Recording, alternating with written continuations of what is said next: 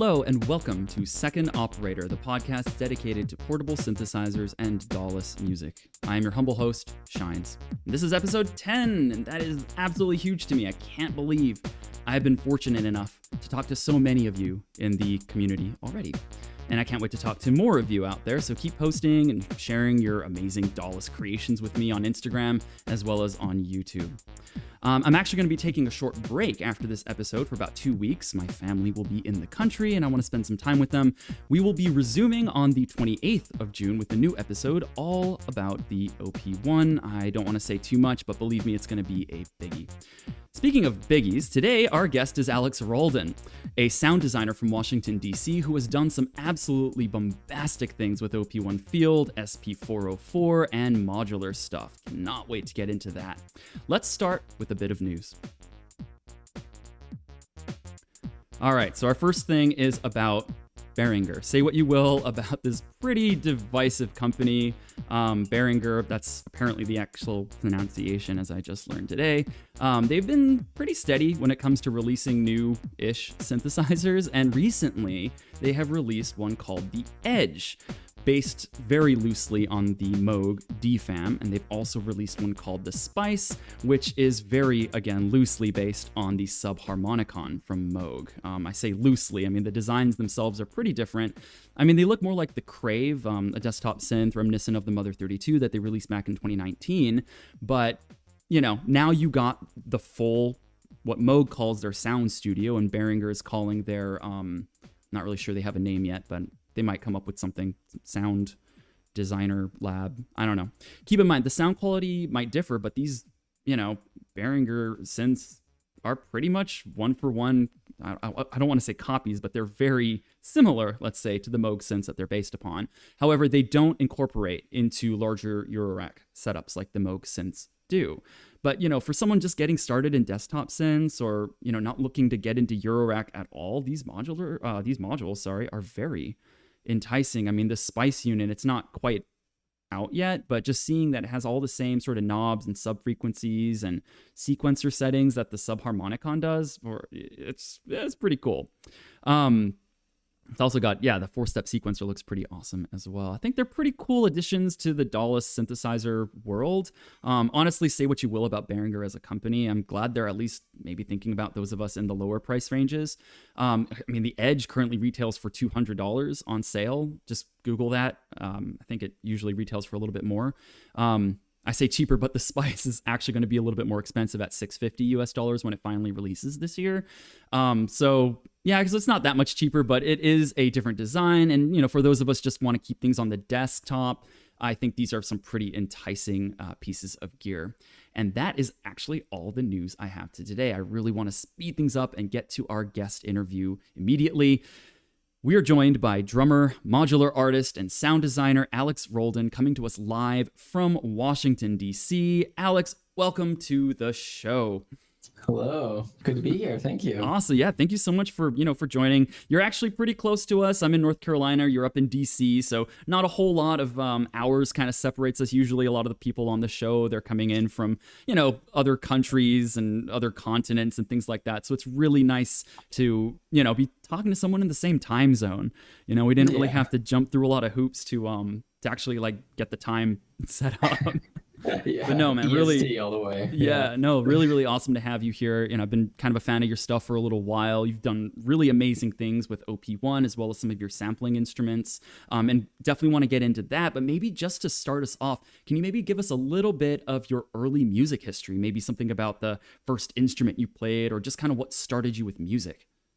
Yeah. So my first instrument was drums. Nice. Started as a drummer.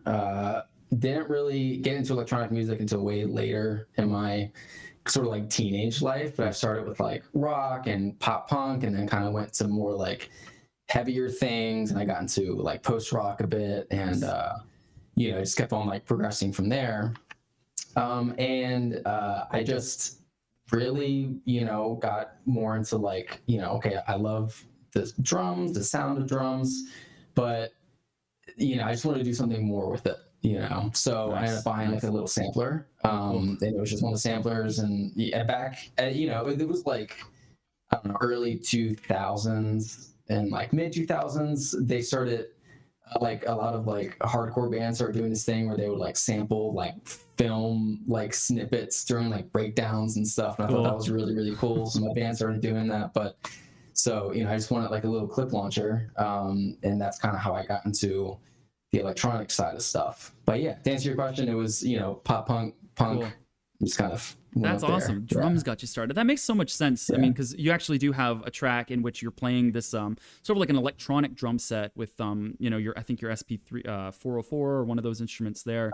So your first sampler, you got that in the early 2000s. Was that like from Roland, or what kind of device was it? Yeah, it was so I've sold this a lot, but it's the 303. Oh, nice. I had like 4 of these in my life, just, you know, being like, I don't need it anymore. I was like, oh, but I miss it. I don't need it anymore. I miss it. So this is actually the one that I got for my drum kit. I kind of like, you know, I kind of set it up. I put like I went to like Michael's, like the craft store, and I got like a clipboard holder with some Velcro, put it on like a cymbal stand, put it next to it. That's so smart. But yeah, back then, I mean, it was just kind of like, you know, I remember it was on eBay, and it was just like, you know, $100, $200. Like nobody really cared about, you know, those samplers really. Yeah. So yeah, I got in at a pretty good time. Oh my God, that's super cool, man. I mean, I think I've seen a lot of the Roland SP series out there now. I think they just came out with a new one. Was it last year, like the Mark II, or something like that? Right. But it's cool to see some old school stuff on here as well. Just, I mean, if it still works and if it's still kind of doing what you need it to do, you know. 100%. Yeah, and I have a Mark II as well. But cool. I think. I don't know. Lately, I think in the past like couple of years, I've really enjoyed like limitations with gear. Nice. And like the Mark II can do so much, but sometimes I don't really want that. You know. Yeah. Like, oh man, I know what you mean. I just kind of, you know, like with the 303, you know, you can only have like 4 stereo things playing at a time, or like, and you know, if you do it like. If there's a sample like that's like any longer than, I don't know, however long, it gets like really like lo-fi and like big crushy. Cool. Because it's like, oh, we don't have enough space. Right. So it's got to like stretch that quality out as much as I feel. So it's funny that you mentioned that, because I feel the exact same way about the new OP1. I mean, obviously it's a beautiful device. It's got all the stereo and all this, you know, bit rate and all that kind of stuff. But, you know, I'm still on the OG. And I do find that, you know, I've been playing a lot with the tape lately, just like slowing it way down, recording performances in there to really just save the tape, you know, because they only give you like 6 minutes, right? But it really does some crazy weird bit crushy stuff to that sound. And obviously there are limitations, like it's all in mono, and it's all, you know, you can only do like 6 or 12-second samples depending on which engines you're in. But I feel like, you know, well, that being said, not owning an OP1 field, I guess I can't really like be like, oh, I kind of want those limitations because that's really all I have right now. Yeah. But sure. Do you have both? I notice you do have an OP1 field. Yeah, no, I used to have the OG, and I sold it for the OP1 field. Yeah, smart. So I was very like, I was right on that fine line of like, do I do it or do I not? And I used the OG one, as I call it, or I guess how everybody calls it. Yeah. The OG one, yeah. So I mean, I use that thing pretty much every day. And same with the field. But I was just like, you know, and the one thing I do miss is actually, you brought it up, is that when you slow down the tape on the OG, it has a definite character that the field does not have. And it's just too hi-fi. Exactly. Yeah. And you know, and there's like really cool like tape emulations and things like that, which, you know, sometimes I don't like because it bakes the style of tape. Oh, okay. There's like a hiss or something from what I've heard, right? Yeah, and you can't like remove it, so like that's kind of a bummer. Oh, interesting. But yeah, so like that's the one thing I do miss about the OG. But yeah, like I said, it's one of those tools that like I use in my room, on the couch, in the garage, when I'm just like just chilling, you know, outside. It's one of those things that's just like my sketch pad. That's awesome. It's like, it's almost like a little like portable game console for a lot of us, right? It's like we could be out there gaming on our Switches or Game Boys or whatever, but it's just like the experience that you get of actually creating something on something that's that portable, I think it's addictive, man. That's really Yeah. cool. Okay, so going back to sort of like your early chopping days, as we can, I guess we Yeah. can call them maybe. But did you know that what you were doing was DAWless? Did you kind of think about that at all? Did you do anything with digital audio workstations at the time? Yeah, I did. Hmm. I started with like FL Studio, and Hmm. it was just like one of those things Nice. where it's just, I like asked Jeeves it, not even Google. I just like, searched it, and I was like, what's like a good like software? Because I didn't know what like a DAW was or anything like that. Right. Right. Um, but yeah, so I went with FL Studio. I didn't stay with it for long because I just it didn't really like attract me that much as Sure. like working on a computer. I don't know. It was Right. just one of those I things. feel you. And like going back to like some of those recording, it's funny because I can hear like the horrible like the ground hum of like Wow. plugging into like my Dell PC with like like a horrible cable or whatever. But yeah, so I did that first just because like I didn't really know how else to like do it or Record. anything Yeah. like that. Right. Yeah. And yeah, and I didn't really get into like the style of music that I am in now until much later. So Yeah. it was just kind of like years of just kind of like, well, I plug this in and I click this button and like I hear audio, so I guess this is good.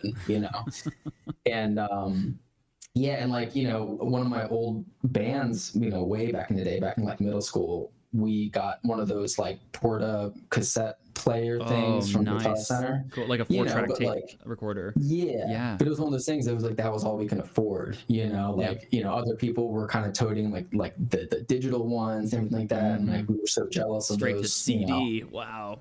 Yeah, Such sound exactly. quality. Right. Yeah, but we got like really good at like, punching in and Yeah. getting the levels right for tape because you don't want to like Oh my God. oversaturate and stuff. And like, now I want to like saturate the hell of everything Yeah. because I think it Yeah. sounds That's like, cool. But that's a like sound back that we then, strive for now. Yeah. Yeah. exactly, yeah. But back then, you wanted like a really clean, pristine sound. So like, we went through a bunch of just like trial and error. Cool. And then, years later, when I kind of got into more like recording techniques, I was like, oh, like I know the Tascam way of like, how Mhm. these things sound. So it's just a really good, loop around. But Dang, that's all. It's like good practice yeah, to get into some yeah, of the bigger stuff.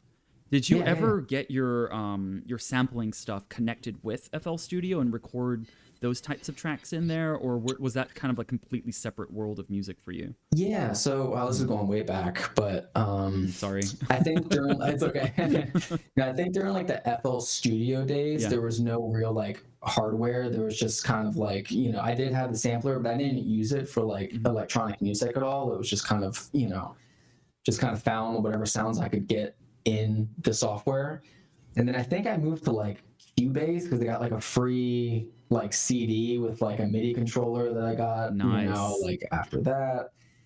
And yeah, so like the FL Studio, no, the Cubase days is Yeah. when I started kind of connecting, sort of things. And, Cool. we have this really cool used music shop kind of close by, like a half an hour away. It's called Atomic Music.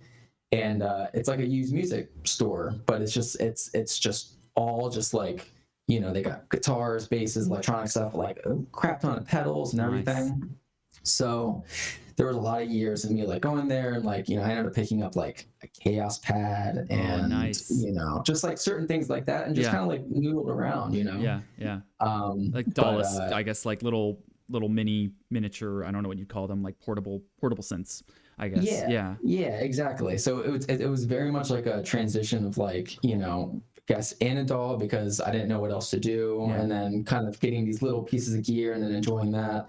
And then moving away from the doll because of like this little sort of like gear thing that I had, and then yeah, and then there was a couple years where I went back like straight into the box, and then now I'm kind of like I'm pretty much hybrid, but I can see that. Yeah, actually, and we'll check out one of the tracks that you kind of did on the drum as well as your SP 303 in just a second here, just to cool. kind of show a little bit more of that kind of hybrid sort of attitude that you bring to music, which I think is really really awesome.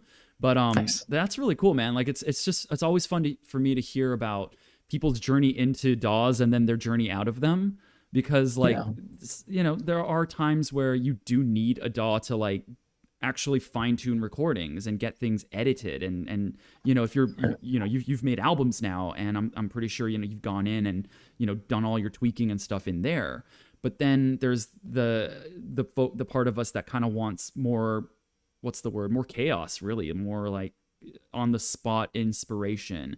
And I think in Yeah, DAWless, I think that's really where you have that. Um, 100%. yeah, so let's take a look at your track here. I want to play the one where you're on an electric drum set as well as an SP303. I think the very one that you just kind of showed us all here. So let's check that out right now, and we'll come back and we're going to talk a little bit about some of your modular stuff, and we'll kind of transition that way as well. So let's give this track a listen.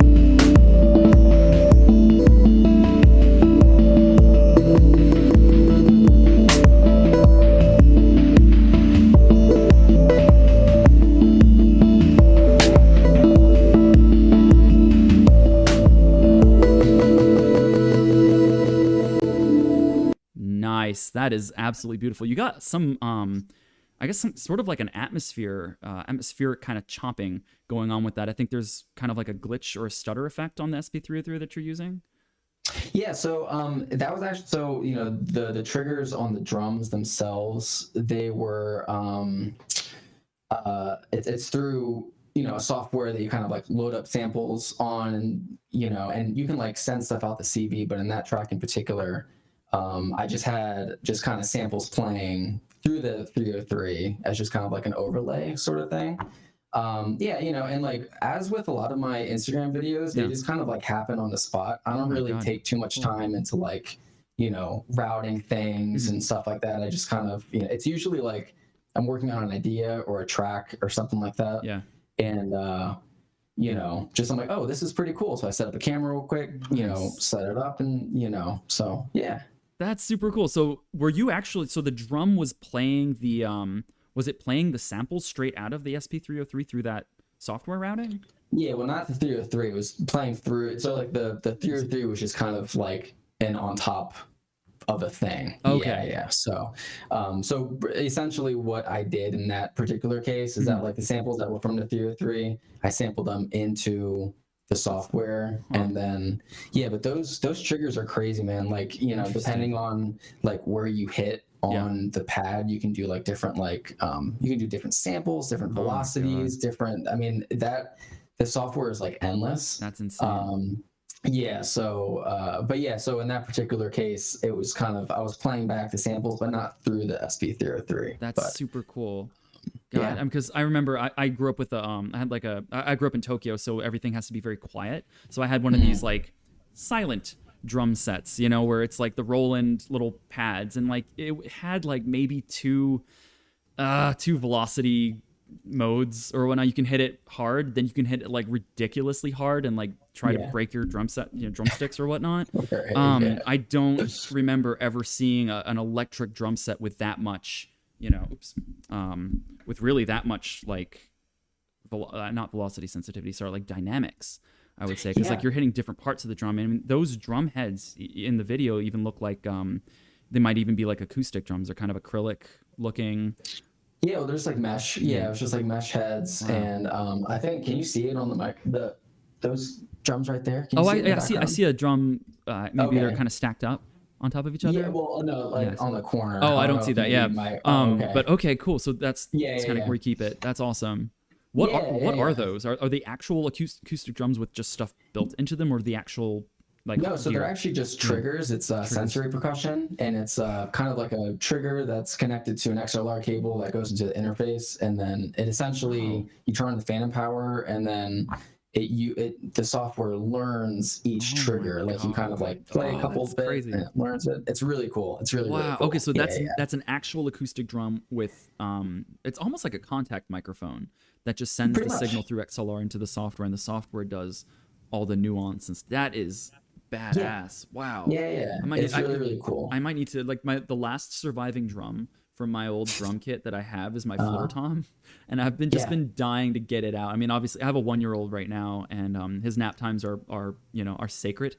that's why I Um, went mesh. Yeah, yeah, because so I'm my like maybe. big kid is loud. Yeah, But damn, yeah, I might need to start playing with some triggers, man, because that is super cool.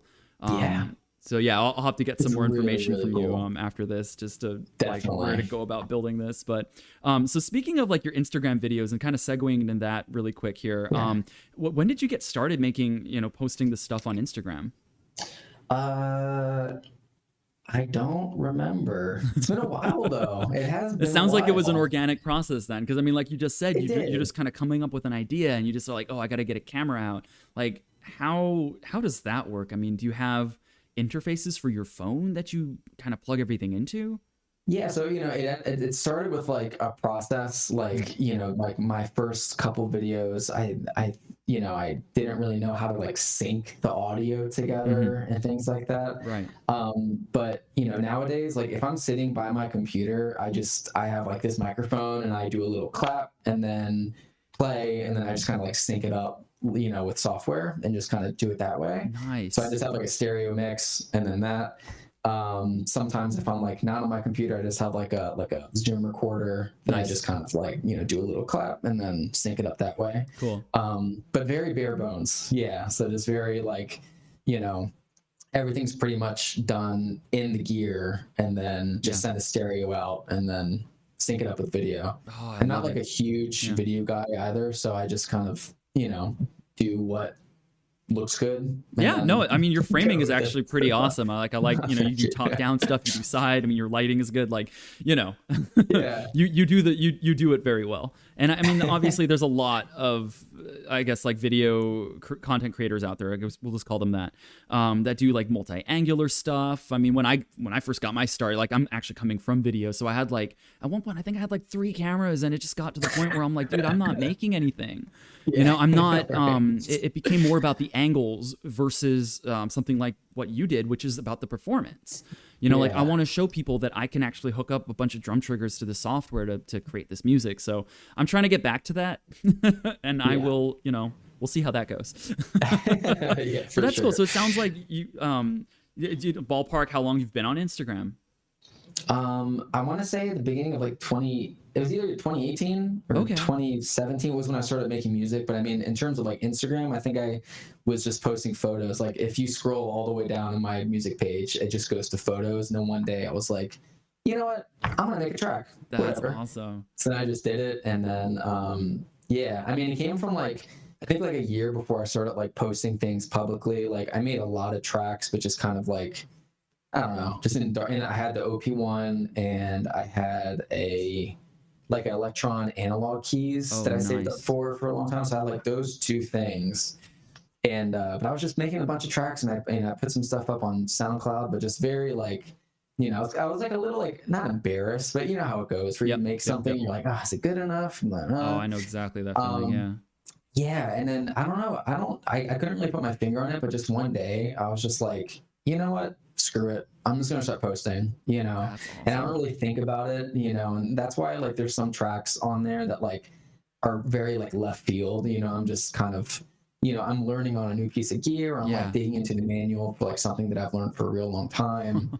And then something like different comes out that's like not, like What you would expect. ambient or Right. pretty exactly. And I'm Yes. like, you know what, this is still really cool. I'm just gonna post it and then just whatever. So I Oh, don't that's awesome. really think about like I mean, maybe to a fault. I don't know. I Hmm. don't really care about like the engagement or the views Yeah. or like, oh, is anybody gonna like this? I'm just, I kind of see it as like kind of like a virtual sketch pad of Cool. just, It's like this a is my journal, journal for right? today. Right. Yeah, Exactly. Just kind of like 100%. writing a music idea down and kind of saving that for later and Yeah. maybe going back to it at a certain time. That is awesome. And I really wish more people would do that. I mean, you go to some of these, like, because I mean, you have a massive following on Instagram. I think Oh, 22K thank you. from last I checked. But you go to some of these other accounts with, I would say about a comparable amount of followers, and all it is something like an ambient tape loop, and every single thing you scroll to is like, oh, there's the tape loop again. This time with a Yeah. different plant in it. Like, okay, it's Yeah, right, fine, right. but like, And I mean, yeah, it's like they found a a formula Mm, mm, that mm, became mm. really successful, That you makes know, sense. and they Yeah. stuck Yeah. with it. Yes. I personally couldn't do that. I feel Nice. like I'd get really, really, really bored with it, Yeah. you Or know, you but would some just get people like like, that. what's the word? Like you feel like the expectation for you to make the same thing is there, and Yeah. that would kill. That would kill it for me, to be Yeah, honest. You know. exactly. Damn. So I think that's I have like a whole section towards the end of our interview about, you know, advice to newcomers to synthesizers or newcomers to Instagram and stuff, and I think we're really hitting a lot of those points now. But you know, for folks listening that, you know, maybe haven't quite reached that point in your journey to want to share stuff, just start doing it, because I mean, you never know. You know what people actually do want to listen to you learning something. I think that's Yeah. something that that I can definitely take from this interview with you, Alex. That, you know, people want to hear you stumble and like Yeah. not be a perfect, beautiful, classical, whatever you want to call it, you know, musician with a capital M. Like sometimes, you know, Yeah. just get something out there and chat with Yeah. people about it. You Yeah, know, that's 100%. I super don't know cool. where I heard Yeah. this from, Yeah. but it was in regards to like playing live, and it was like No. nobody really wants to see a performance that like is perfectly on grid, that's like perfectly quantized. It's like this perfect rendition of like the song, you know? And I totally agree with that, because it's like, I don't know, it's nice to have some sort of variation, and yeah, like Yeah. maybe some hiccups and maybe some, you know, sloppiness going on, but I think that's just kind of like the human element that is, especially in like electronic music, Definitely. where, you know, I don't really play a lot of like acoustic instruments, Yeah. and, you know, a lot of things that I have can be played just straight on the grid and be like perfectly tight, perfectly quantized and clean, and, you know, but there's no like human in that, you know? Right. It's So just like you're getting a computer to kind of play your finished dance track to yeah, people. And if you're, you know, if your people are there watching you perform, you know, you might be a singer or something, but yeah, exactly. That organic element I think is super important. yeah, yeah, and That's it's fun too. yeah. Yeah. So do you do a lot of performances, like a lot of shows and stuff? No, not really. Every now and then, I did a couple like pre-pandemic, and Oh, then after nice. the, you know, and then just kind of like during that kind of fizzled out. But recently I've played a couple shows in the DC area, Nice. which has been, you know, it's been fun to get back out. Yeah. And yeah, so, you know, maybe some more in the future, but nothing really slated right now. But Yeah. I mean, it's been good just to like be back out and just kind of, you know, just jam, Yeah, really. feel the You vibe know? of other people being there with you while you're making music. I was wondering, Yeah. I see a Juno behind you, and I just like, dude, I'm so enamored with the whole Juno creation process or whatnot, the effects and all that kind of cool stuff, right? Saving up for Yeah. one of those boutiques. Yes. But Yeah, do yeah, you yeah. ever maybe like would you ever consider playing that live? Is that something that, you know? Yeah. So, I mean, I'm not a keyboard player, and, you know, I have like the MIDI kit for that I Oh, haven't cool. installed yet. I'm still really scared of like drilling a hole into it. But maybe if I get MIDI, maybe, because then I can start like maybe sequencing some things and playing it over, you know. So it's kind of Yeah. like a little bit of like a hybrid of like, Oh, you damn, know, that's I cool. have some, you know, tracks going, and then, you Yeah. know, that, But you have to and it's drill. heavy You have to too. drill into your Juno. Yeah, for the MIDI, because there's no MIDI IO. So, No you know, way. Oh my god. yeah. I didn't So realize actually, that. I might, yeah. So I might go to like an actual, you know, I might do this now since I'm like saying out loud. I might do a, It's on you know, air. professional It's repair recorded. person. Yeah. So I might like call somebody that actually knows what they're doing and like, you know, connect it. So, but yeah, I mean, I've been lusting for that for so long, Oh my and god, yeah. Such a cool synth. I sold pretty much all my other like synthesizer stuff. Wow. I had like a bunch of like, I had like the Electron boxes, I saw and those I in some of your had, videos. Yeah. Yeah. yeah, and just, you know, the past like year I've really like slimmed down on it. I Wow. found like what I really enjoy making music on, and it started to turn out too much of like this like Lego building block of like tracks, where it's like, you know, it's like, oh, I'm gonna try this one today, but I never really got like super deep into like all the instruments that I had. Cool. And they were all really cool, and they had like really cool characteristics of each one. Um, but yeah, it was just I really wanted to start digging into like certain things. So hence why I got the Juno 6, because like there's no menus, Nice. there's no menu diving, there's Wow. nothing. And this is like the Juno 6, so it doesn't even have like presets. My goodness. It's just like you got the oscillator section, the filter section.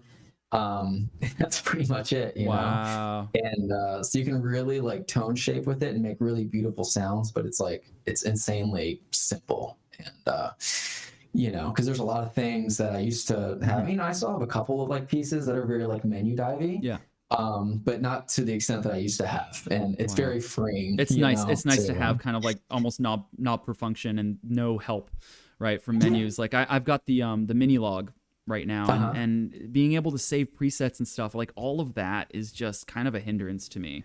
I wish it would just like as soon as I turn it on, I just hit load panel, because like I don't know where I left or where my son has left some of those like knobs at, and I just kind of want to start from a starting point, right? And I think that's why I'm kind of into some of the Moog stuff too. It's like my Mother 32, there's no presets. You just kind of it's what it is now is how it's going to play. So that's really cool about the Juno. And it's kind of crazy it doesn't have MIDI, but I don't know, it almost makes it more of an organic, like you have to record this in real time kind of instrument. So I don't know, there's something to that, man.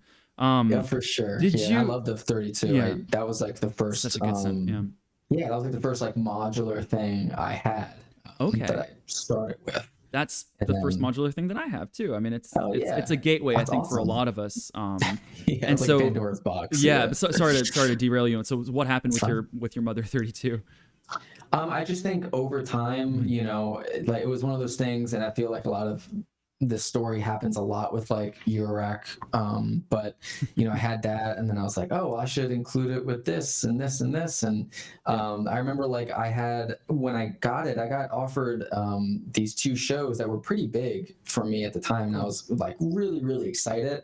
But it was also during the time where like, I was kind of building my first Eurorack setup and things like that. So I wanted to get kind of like a case to like build out with effects and stuff. And like the 32 was in there. Cool.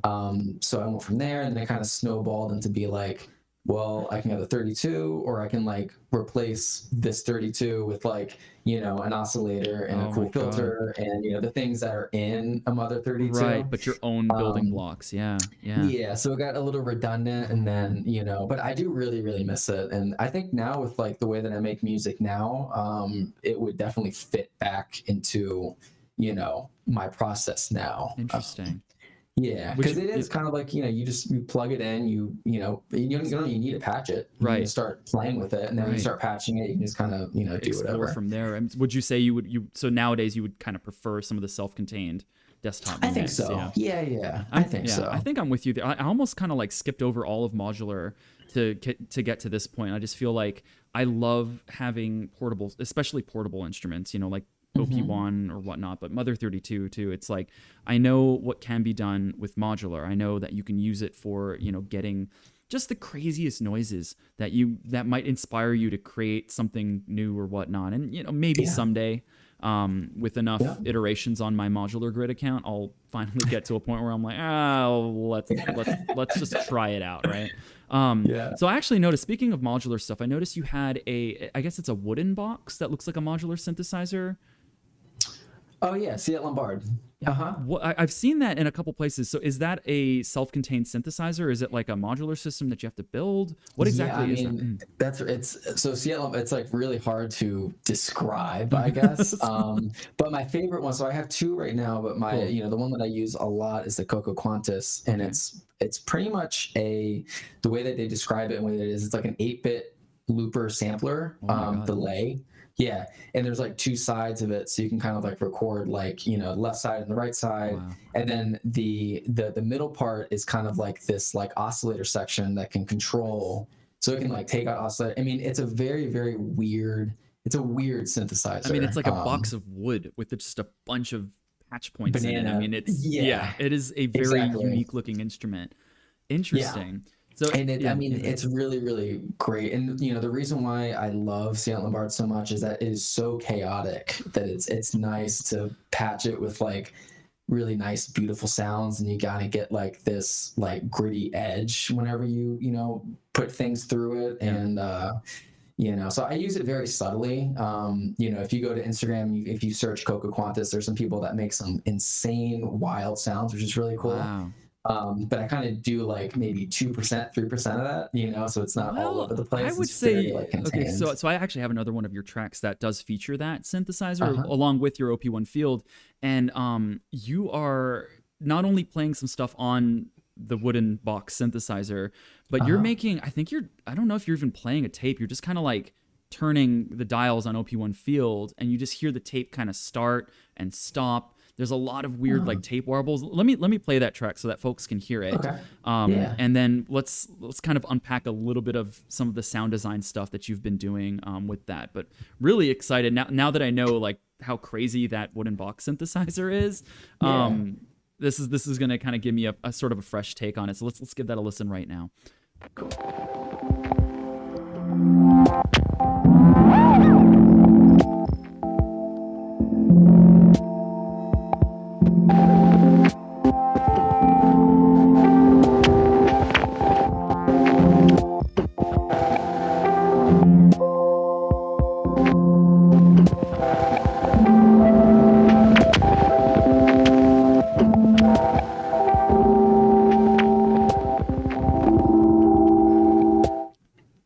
Okay, that was a really interesting kind of sound. So you just told me this is not the Coco Quantas; it's a different box.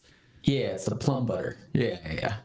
The plum butter. So it's they call it a drum and drama machine. So it's like a drum machine. Weird.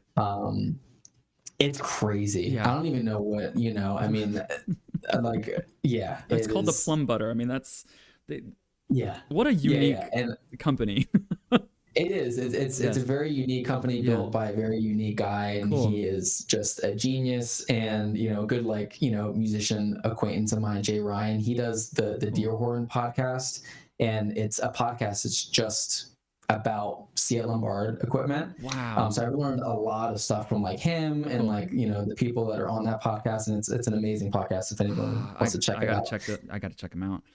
Yeah. But the manual is like very hard to decipher. So it's mainly like a lot of just like plugging things in and seeing so it's very chaotic. Nice. But Exploratory. Yeah. Yeah. And in that track in particular, so on the right side of it, there's this thing called a Deerhorn, which is like a gestural device. So you can like raise your hand up and down, and you can like control stuff from this like strip of, I don't even know. Is it like almost like a theremin? Exactly. Interesting. That's so weird. Slipped my mind. Yeah. So I just had that simply. So that track was a while ago, so I don't remember exactly what everything was going on, but I do know what that cassette was going in through the D-horn, and I was just moving my hands up and down and like swelling that tape loop. Oh my God, that's while crazy. I was playing the OP1. Yeah. So it was it ended up turning out really, really cool. Yeah, I love it. I mean, we've heard very different sort of tracks from you. We heard one that was more like choppy, kind of sample based, and then now we've heard something that's more, it's just wavy, organic, kind of just really interesting sounds. There were some like, there was some kind of like bell sounding things in there as well. So all of that was coming from OP1 being sampled into the plum butter. Yeah, well, it's not like a sampler. So you can like route box, I guess. Yeah. Exactly. Yeah. So you can route the OP1. So I routed the OP1 through that, and there's like really great sounding like wacky filters through it and things like that. And there's like this drum machine section that are like these two, they call them like gongs, and you can like really make them sound like really like clicks and pops, and they can get really, really wild. But yeah, so in that particular case, I had the OP1 through the filters, and so that's super it's cool. fun. No, I can definitely see how this would be another one of your experiments that you're just kind of like, oh, I want to try this, and then you just set it up and get set go, right? That's super cool. Like, you're definitely making me want to like dust off some of my older equipment that may or may not be in a drawer being kept safe from my son, and just kind of play with it. We'll see. Give it some time to shine. But that is super cool. Like, thanks for sharing your tracks with us. I mean, it's really it's just really definitely you've left a very unique signature, I think, on this podcast with awesome. just the musical creations that you've created for us, right? Thank you. But so, in kind of a conclusion sort of section, we've kind of discussed a little bit about, advice to newcomers to Instagram, or just being able to share their music. But if someone was just thinking like, all right, I want to do music, I want to get into some gear or whatnot, do you have any advice about, gear acquisition, or just in terms of where to begin? What should people think about, when they're brand new to synths, or brand new to, chopping, sampling synthesizers? This is a very long question, sorry. But what advice would you give to someone who's completely new to the world of synths and stuff in general? Yeah, that's a good question. I would say, like, don't care. Just in terms of, like, whatever you have at your disposal. Yeah. And, it might not be like the most fun thing to like play with, but I mean, like, a laptop these days, you can make any single sound you want, Right. and, I think we've all fallen down like the rabbit hole of like the gas, Yeah. like just the gear acquisition after gear acquisition and stuff. And then at the end of the day, like, it's like, what can you make with what you have? Yeah. That, what you have at your disposal, And I heard something the other day that like really rang true, with me. And it was like, you can't expect yourself to make like amazing like tracks within yourself if you don't practice. And that's with everything. Nice. That's like somebody like trying to like play baseball and like not practicing playing baseball, or like swinging a bat or throwing a ball, like, constantly, Yeah. or like, learning golf or learning the drums or learning guitar, and then I think a lot of people get really hard on themselves when they just don't practice what they want to learn, Yeah. And it's definitely hard with people in music because, sometimes people are surrounded with all this gear and they're like, God, I'm not making anything. It's like, well, you're not practicing, you're just kind of like, Staring you're at looking at it, Yeah. you're lusting at it. Yeah. You're showing it off, and it's really, really cool stuff. But it's like when you just kind of, it's like that old saying, like, practice makes perfect. Yeah. But it's just the more you practice, the more you get like your reps in terms of like just making music. Amazing things can come out, like regardless of what you have, Love it. So yeah, that's a thing that I've listened to, and I'm like, Nice. you know what, that totally makes sense. Yeah, no, I completely agree. I mean, you don't get good, you don't get amazing at your craft unless you actually put the hours in and just play Right. music. I mean, it's why we call it playing. It's supposed to be fun, right? Like, just play it. Exactly. Don't like over discipline yourself and end up in a state where you're afraid to make mistakes. But definitely, I think that's really solid advice for people that are, new to the world of the music creation or whatnot, DAWless or not, is your family might have some instruments lying around that you can use, right? I mean, it's definitely use everything at your disposal that you can before investing in a $10,000 modular whatever monster. Yeah, for sure. Yeah. It's like you can have that $10,000 monster, but like if you don't practice with it or anything, it's just this sitting blinking light thing, Right. So. Well, that's super solid advice, man. Thank you so much for for sharing that with all of us, for really inspiring. I think a lot of us listeners that want, I guess we want to hear those words of like, hey, go do this, go practice. It's okay to feel this way about your creation or whatnot. I know I do, and that's really one of the reasons I do this show, is that like I'm also getting the encouragement that I'm hoping all the listeners are getting. So really, thank you so much. So before we end, do you have any projects that you want to shout out? Any upcoming, albums or anything like that? No, nothing really upcoming at the moment. I released this new album on Mystery Circles called Onwards. Cool. That was back in March. And that was just kind of like a culmination of tracks that I just really, I don't know. I really dug, and they didn't really have like a huge like cohesive feel to them. And this is kind of like we were talking about, where I just was like, I like this track, and I'm just gonna make it and put it on an album and stuff. So it's kind of like my thought process in an album. So that that's on Mystery Circles, and Yeah, nothing really coming up at the moment, but things are brewing like always. Nice. Yeah. Well, I mean, folks out there, definitely check out Mystery Circles. I'm assuming it's on Spotify and Apple Music and all the platforms. Yeah. Awesome. Yeah, And yeah, yeah. is your artist name Alex Roldan out there? Is that how we'll find you? Yeah, Awesome. yeah. I just kept it simple. No, I love it. It's honest, man. I love it. Yeah. And there's a famous soccer player, Alex Roldan, and there's a famous hairdresser, Alex Roldan. I'm the musician, Alex Roldan. Hey, you got the Instagram tag, so I mean, you got it. Exactly. Yeah, you're the OG, man. Oh man, well, thank you so much again for coming onto our show. Sharing your insights with us. It's been it's been inspiring for me. It's really made me want to, like I said, get my just experimentations on after this. So thanks again for coming onto the show, and hope you have a great rest of your night. Awesome. Thank you. You too. Thanks, Ax. Yep. Bye. Alrighty. And you can follow Alex on Instagram at @AlexRoldan, which is AlexRoldan. You can also find him on YouTube as well as Spotify, Apple Music, and all these other awesome platforms. You've been listening to Second Operator. Thank you so much for joining us here on the live stream if you have, and being part of this awesome community. As I said earlier, we will be taking a 2-week break from here and coming back on the 28th of June. Please keep an eye on the Instagram account for more details. And if you want to get in touch with me with any news or community shoutouts, you can connect with me on Instagram at second.operator, as well as on Twitter at second_operator. You can find us right here on YouTube at youtube.com/@secondoperator, and eventually on every podcast platform in the known universe. If you want to support our show, we are on Patreon at patreon.com/secondoperator. The lowest tier is currently sitting at $1 a month, which will still get you a cool sticker for participating in supporting this show. And for all the listeners, thank you so much for tuning in. We will catch you next time. Have a great night.